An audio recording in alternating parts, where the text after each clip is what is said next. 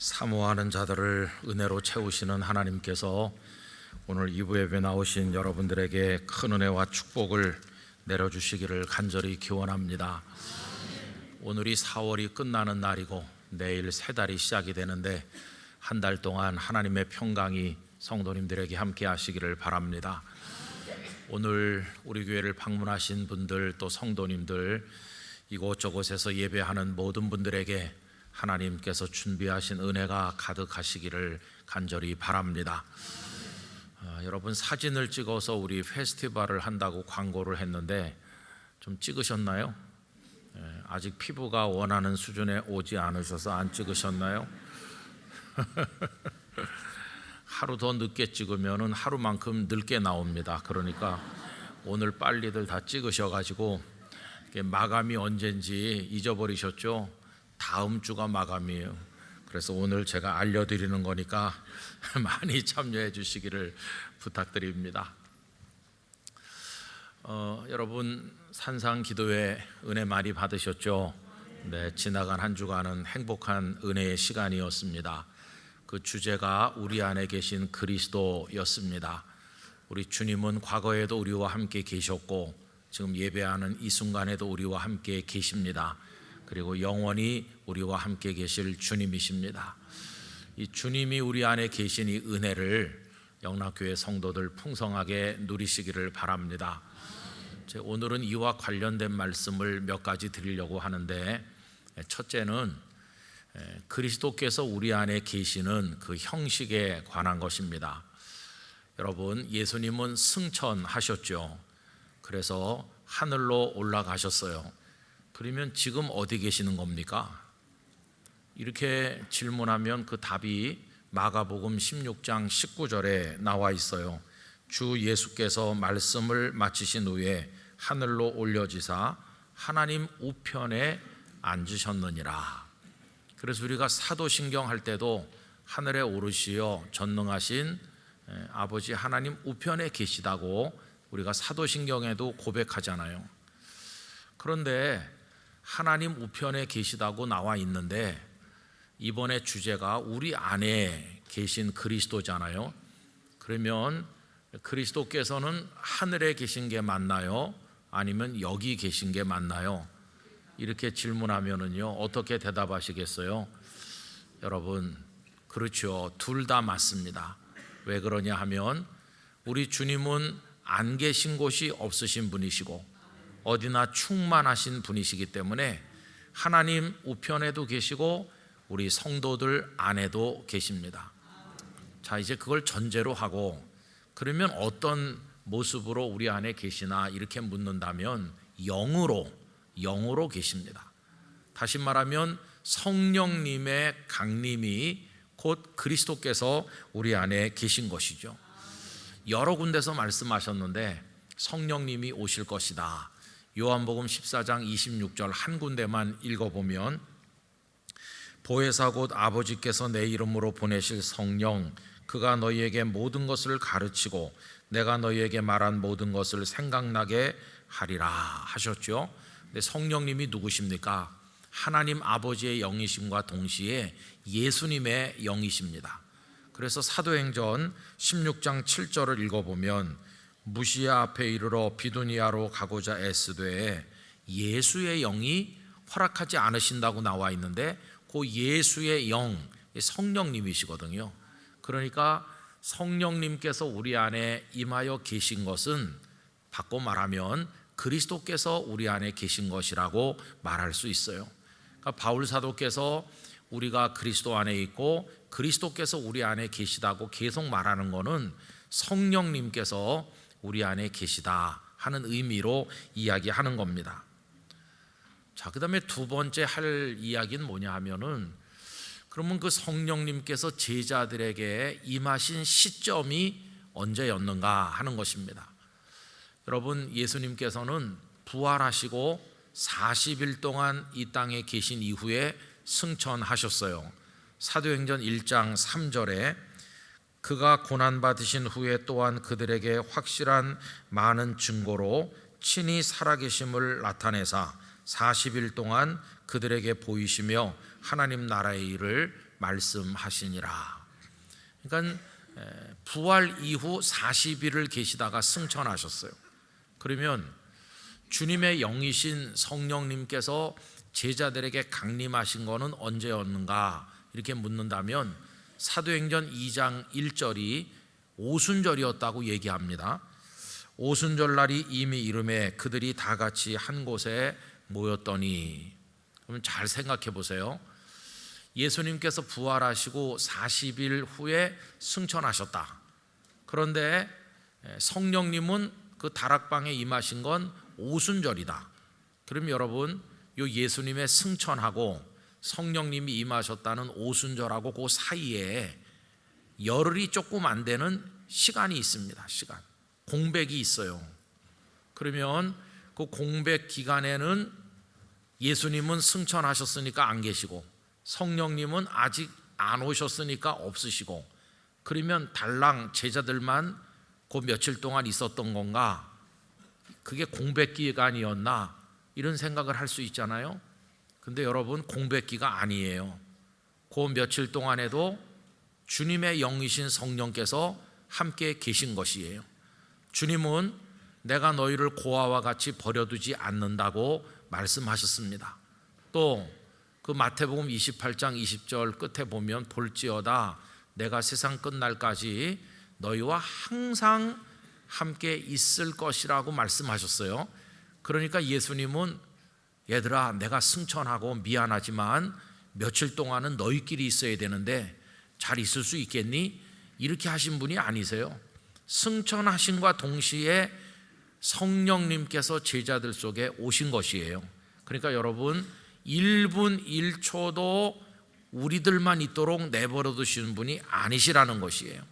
주님의 영은 이미 승천하시는 그 순간 제자들 속에 임하여 오셨다는 것입니다.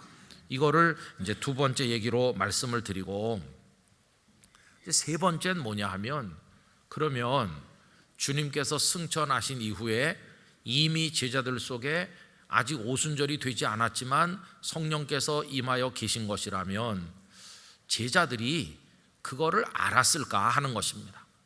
아, 예수님은 승천하셨지만 주님의 영이 지금 우리 안에 오셨구나, 이걸 그들이 자각하고 깨닫고 그걸 믿고 알았겠는가 하는 것입니다.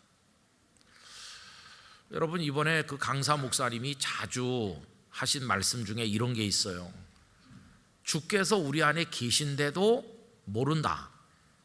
주께서 우리 안에 계신데도 믿어지지 않는다. 그래서 우리와 안에 계신 그리스도와 더불어 살아가는 걸 잘 못한다. 이런 문제점들을 많이 말씀하셨잖아요.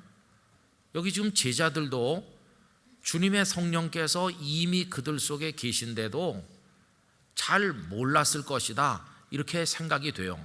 그들의 그 모습이 오늘 주님의 영이 우리 안에 계신데도 잘 모르고 살고 있는 우리들의 모습과 아주 비슷한 거죠. 그럼 여러분, 여기서 이제 질문해야 되는 것은 왜 몰랐을까 하는 것입니다. 왜 주의 영이 우리 가운데 계시는데도 잘 모르는 일이 일어나는가? 여러분, 그 가장 기본적인 대답은 보이지 않기 때문입니다. 우리가 성경 전체를 쭉 읽어보면 성경에 흐르고 있는 중요한 이슈가 하나 있는데, 그게 뭐냐 하면 보이는 하나님과 보이지 않는 하나님에 관한 것입니다.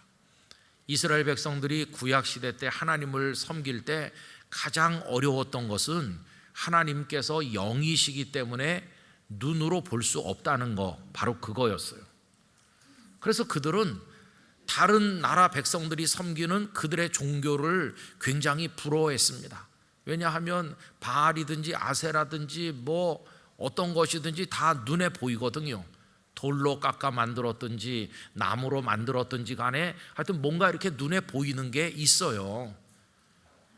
여기 신이 계시다 이렇게 말하면서 가보면 보이고 만질 수도 있고, 그런데 하나님은 안 보이시는 거예요. 그래서 이 사람들은 보이는 신이 있었으면 좋겠다, 이런 유혹을 계속 받아서 보이지 않으시는 하나님을 보이는 형태로 바꿔보려는 시도를 계속했습니다. 그 중에 한 예를 들면 시내산 아래서 만든 금송아지 이야기죠. 여러분, 시내산 아래에 머물렀을 때 하나님께서 모세를 부르셔서 모세가 하나님 말씀을 받으려고 산에 올라가셨는데 여러 날 동안 내려오지 않았습니다. 근데 백성들에게 위로가 됐던 것은 모세였어요. 하나님은 안 보이지만 그래도 모세는 자기들 눈앞에서 왔다 갔다 하면서 여러 가지 일을 하니까 모세가 우리와 함께 계시다, 마치 모세가 하나님이나 되는 듯 위로를 받고 그랬어요. 그런데 눈에 보이던 모세가 어느 날부터인가 안 보이니까 어떻게 된 건가? 불안감이 그들에게 밀려오기 시작한 거죠.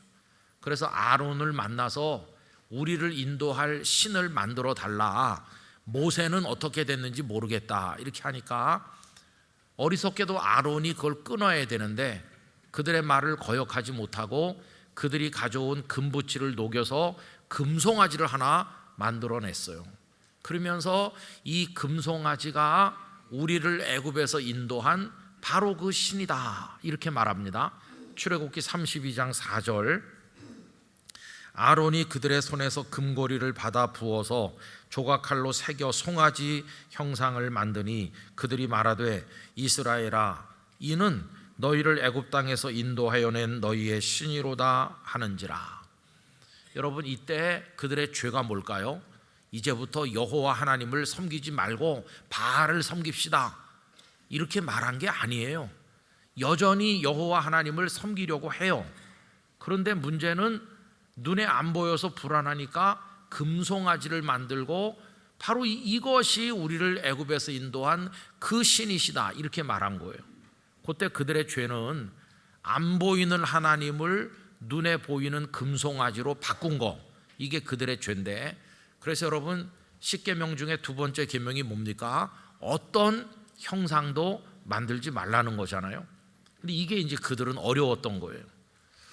로마서 1장 22절로 23절에 보면 형상을 만드는 어리석음에 관해서 말씀하고 있는데, 스스로 지혜 있다 하나 어리석게 되어 썩어지지 아니하는 하나님의 영광을 썩어질 사람과 새와 짐승과 기어다니는 동물 모양의 우상으로 바꾸었느니라. 많은 신들의 모습이 사람을 닮았거나 아니면 짐승의 모습을 하고 있거나 새의 모습을 하고 있거나 뭐 여러 가지가 있는 거죠. 언젠가 이집트에 갔더니 그들이 숭배하던 신 중에는요, 두꺼비도 있더라고요. 두꺼비를 만들어 놓고 그 앞에 이렇게, 어디 시골 갔다 두꺼비를 만나걸랑 조심하시기 바랍니다. 그런데 이렇게 보이지 않던 하나님이었는데요, 엄청난 반전이 일어났어요. 보이지 않던 그분이 보이게 된 것이에요. 어떻게? 그분이 사람의 몸을 입으시고 베들레헴 마구간에 탄생하셔서 이 땅에 오시고 나니까 이제는 보이기 시작한 것이에요. 그분이 누구세요? 예수님이시죠.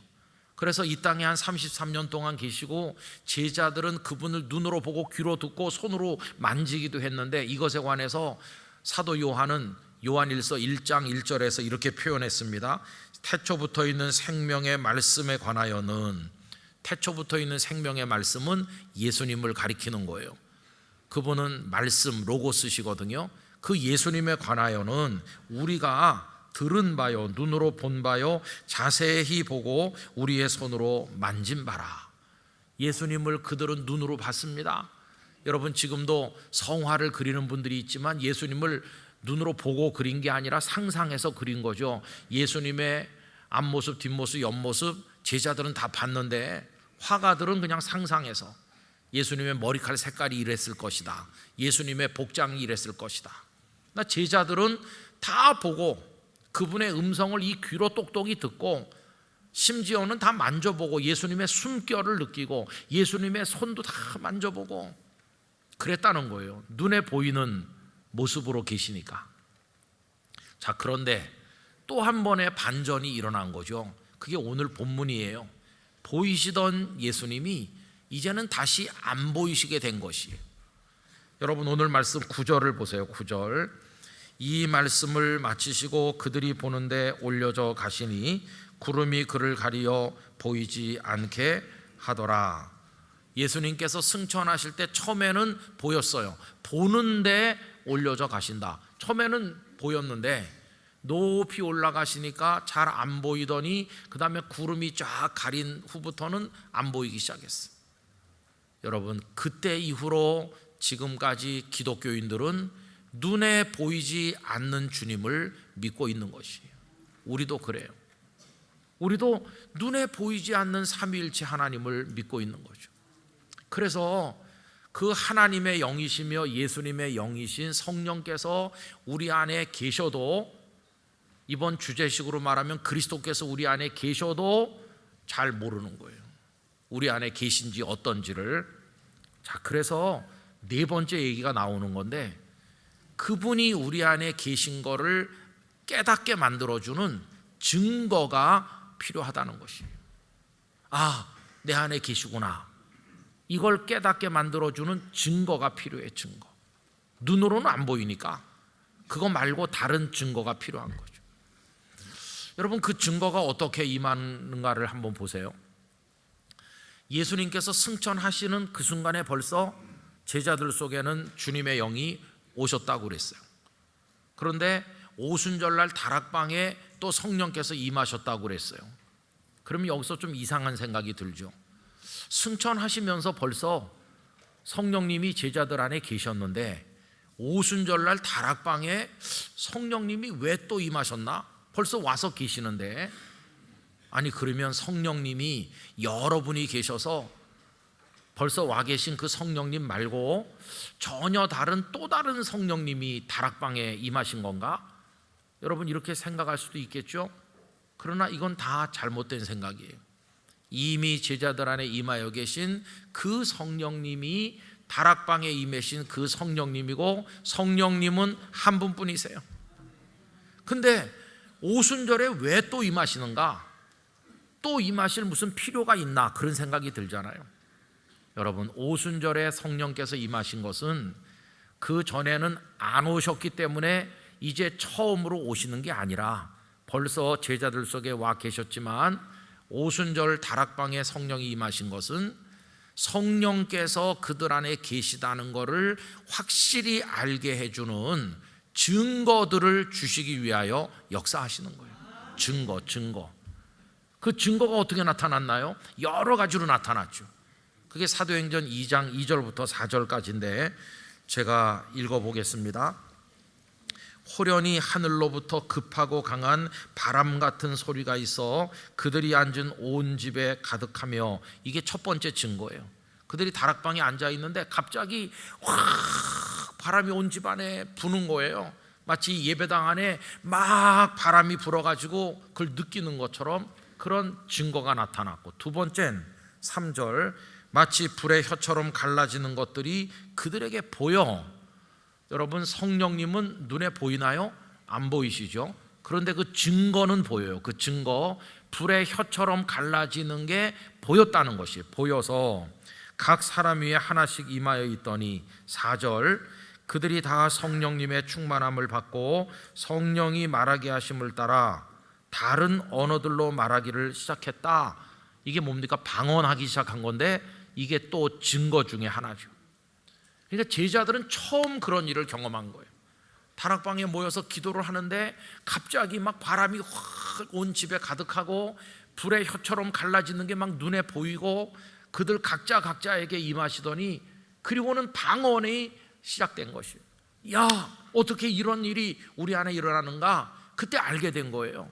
자기들만 있는 게 아니라 이미 자신들 안에 그리스도의 영이 임하여 계시다는 걸 확실하게 알게 된 것이에요. 그 증거들을 통해서 알게 된 거예요. 여러분, 예수님은 벌써 오늘 본문에서 성령님이 오시면 증거도 따라온다는 걸 말씀하셨어요. 그게 1장 8절이죠. 여러분, 1장 8절, 오직 성령이 너에게 임하시면, 그 다음에 뭐가 나오나요? 권능을 받는다고 그랬죠. 바로 그겁니다. 성령님이 이렇게 임하여 오셔도 내 안에 성령님이 계시는지를 모를 수도 있어요.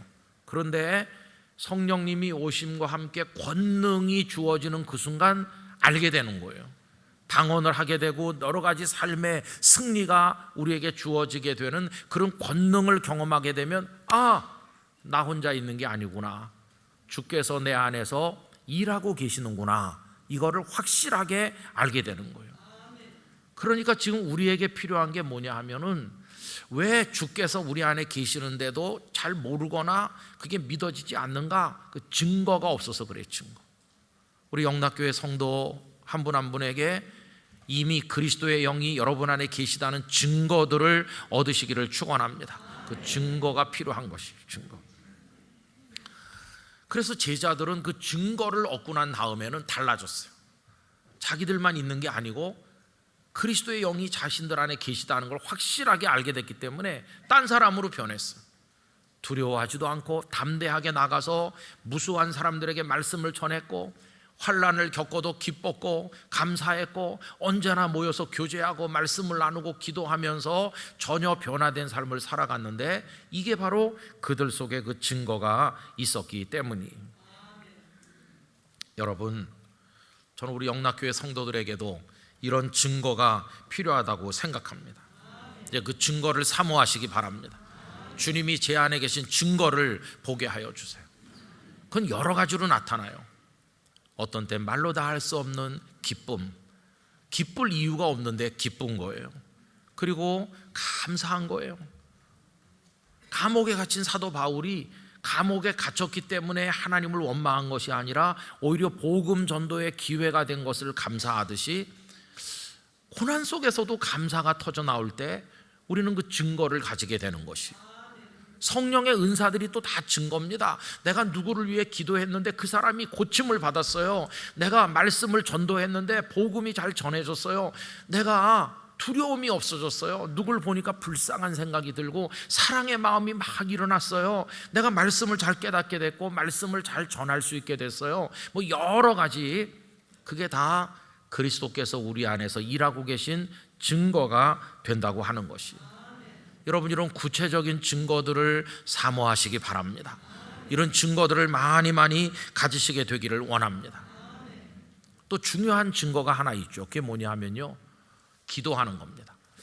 이 제자들 속에 예수님이 승천하심과 더불어 성령님이 같이 하셨는데, 오순절의 다락방에 아까 말씀드린 대로 바람과 같이 불같이 방언의 은사로 여러 가지 증거가 나타났고, 그 며칠 동안에는 그 증거들이 잘 없어가지고 잘 몰랐을 거다 이랬는데요, 여러분, 그때도 최소한 한 가지 증거는 있었어요.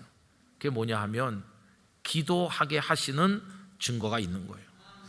예수님 승천하시고 감람산에서 예루살렘으로 돌아와 그 다락방에 모여서 오늘 본문 끝에 있는 것처럼 그들이 뭘 했나요? 오로지 기도에 힘썼다. 여러분, 이게 성령께서 그들 속에 일하신 증거입니다. 왜 그러냐 하면 그들은 기도의 사람이 아니었어요. 불과 얼마 전만 해도 겟세마네 동산에서 예수님은 땀방울이 핏방울 될 때까지 기도하시는데 쿨쿨 자던 사람들이에요. 와서 깨워 놓으시면서 기도 좀 해. 그래도 계속 자던 사람들이 갑자기 변해가지고 결심한다고 몇 날 며칠을 계속 기도에 힘쓸 수 있나요? 여러분, 지금까지 많이 해보셨잖아요. 기도에 관한 설교 듣고 그날부터 결심하잖아요. 기도해야지. 결심해도 되던가요? 잘 안 됐잖아요. 이 사람들도 마찬가지인데, 오늘 본문 끝에는 오로지 기도에 힘썼다. 그것도 한두 시간 힘쓴 게 아니라 오순절 될 때까지 계속. 이게 어떻게 가능한가? 이미 주님의 성령님께서 제자들의 마음속에 계셔서 기도하고 싶은 생각이 들고 기도 안 할 수 없는 갈증을 느끼게 하시고 기도할 수 있는 힘을 주신 거예요. 이미 기도한다는 것 자체가 성령님이 그들 속에 계신 증거였다는 것을 알 수가 있는 거죠. 오늘 우리가 이제 산상기도회를 마치고 지난 주간에 행복했어, 내 안에 그리스도께서 계신 걸 알았어.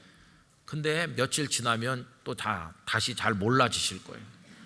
이걸 계속해서 확인하고 알기 위해서는 증거들이 필요해요. 증거. 여러분, 끊임없이 기도하며 사모하시기 바랍니다. 주님, 낮에나 밤에나 주께서 저와 같이 계신 것을 알게 해주세요. 기쁨이 솟아나게 해주세요. 고난 중에도 감사하게 해주세요. 그리고 나의 연약함을 치료해 주세요. 내가 누구를 위해 기도할 때 응답되게 해주세요. 내가 복음이 전도되기를 바라는 마음 주셔서 전도자가 되게 해주세요. 내가 누군가를 보면 불쌍히 여기고 사랑하는 마음이 생겨나 사랑의 은사를 가지게 해주시고, 그런 여러 가지를 사모하시기 바랍니다.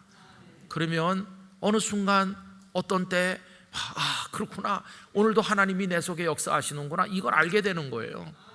그거를 가슴속에 품고 있을 수도 있지만, 사랑하는 이들과 모여서 집사님 지나간 중간에요, 내가 성경 말씀 하나를 깨달았는데 성령께서 내 속에서 깨닫게 하신 거예요. 그 말씀을 깨닫는 순간 내 문제가 다 해결됐어요.